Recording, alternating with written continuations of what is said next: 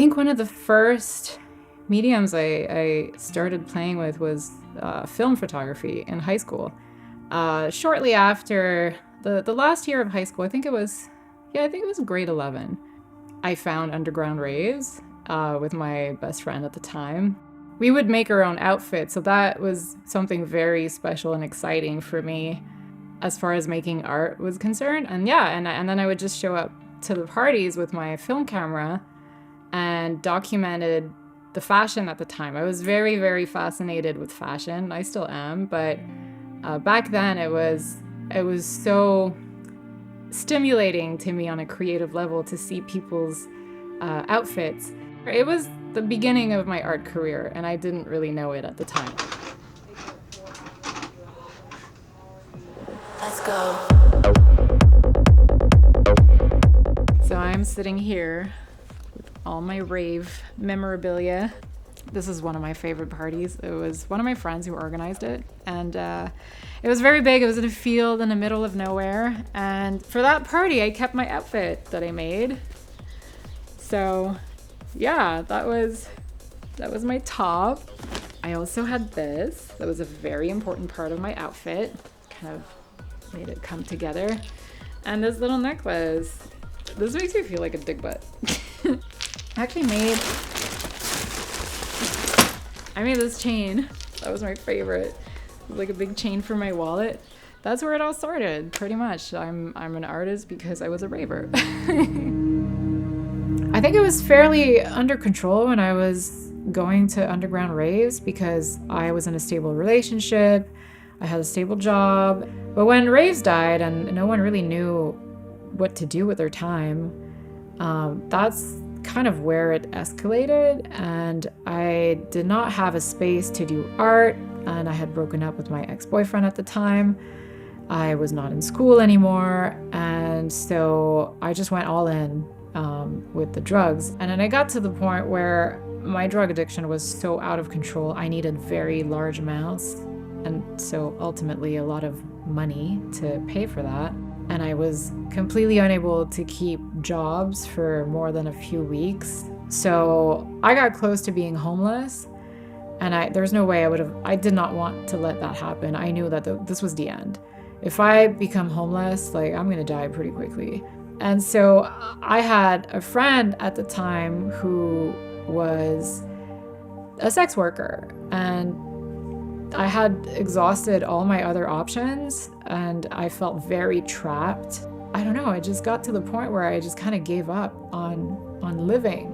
There were times where I found myself in some vacant mansions in the middle of nowhere, out of cell signal, and I just thought, if I die here, no one's ever gonna find me. My parents don't know where I am.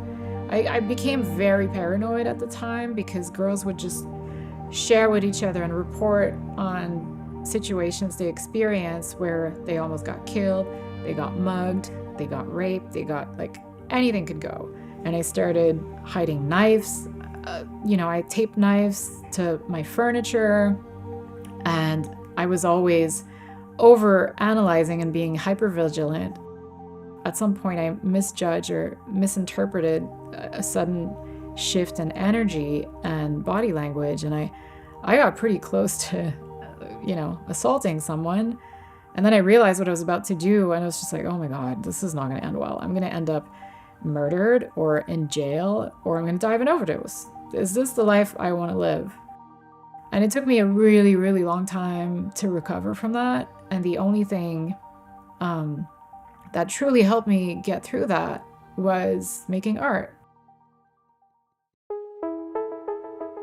I think, like, at some point I decided to move to the Canadian Rockies.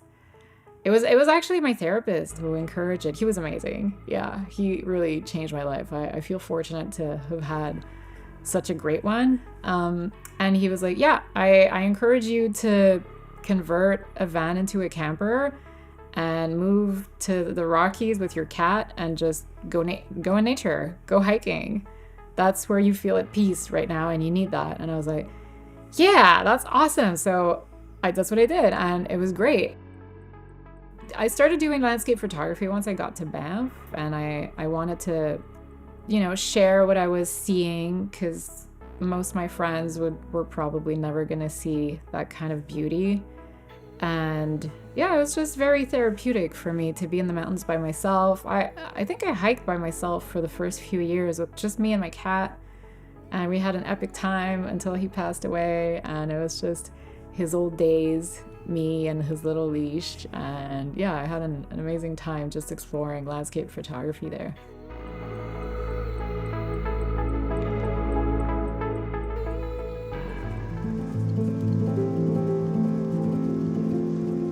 This is kind of a pattern I've experienced in the past with a lot of different mediums I've explored, is I kind of reach a point where it doesn't do it for me anymore. It's not as stimulating and inspiring, and that's when I know I have to move on to something else. And I got to that point with photography, landscape photography at least. I just felt very limited with what I could say about my art and why I create, because it was the total opposite of the feelings that I was experiencing. It was very dark, overwhelming emotions, and I was just making pretty scenes in the nature, and it's just, that's not the raw emotions I need to get out of my system. But I didn't have anything else, so for a year and a half I was very depressed. I felt completely lost, and this is the worst feeling for me, and I'm sure many other artists can relate. I had built this career in crypto art that I was doing fairly well, and I didn't want to do what the collectors that bought my art expected me to do.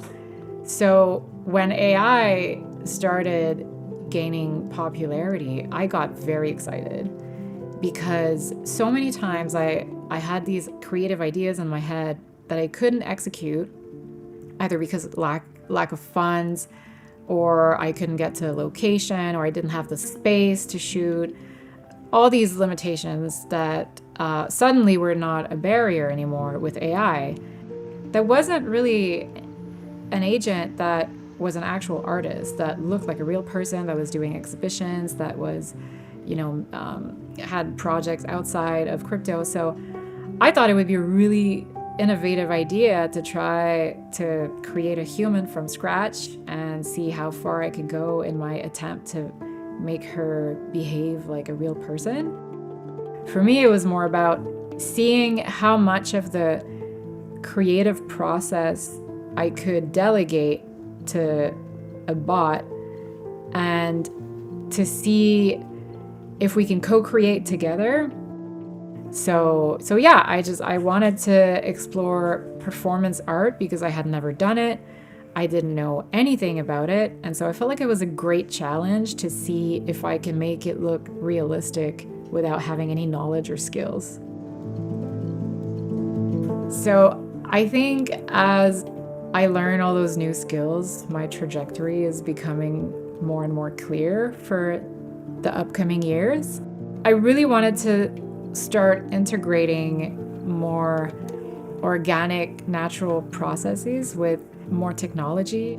I was already foraging plants to make my own medicine, and now I decided it would be a great idea to collect more plant materials to make some textile dyeing experiments. I can dye my fabric now, and then I can throw it under the robot and expand on that, right? So I just felt like it was gonna open up more doors for creativity. Once you start your art career and you find a certain level of success, I think a lot of people get really scared to change because they might lose it all. And I think for me, I would never do it any other way. I am willing to take all the risks, to lose it all, to start over. I have started over so many times before. You have one life to live. Why limit yourself to doing things other people expect you to do when you're not feeling good about it?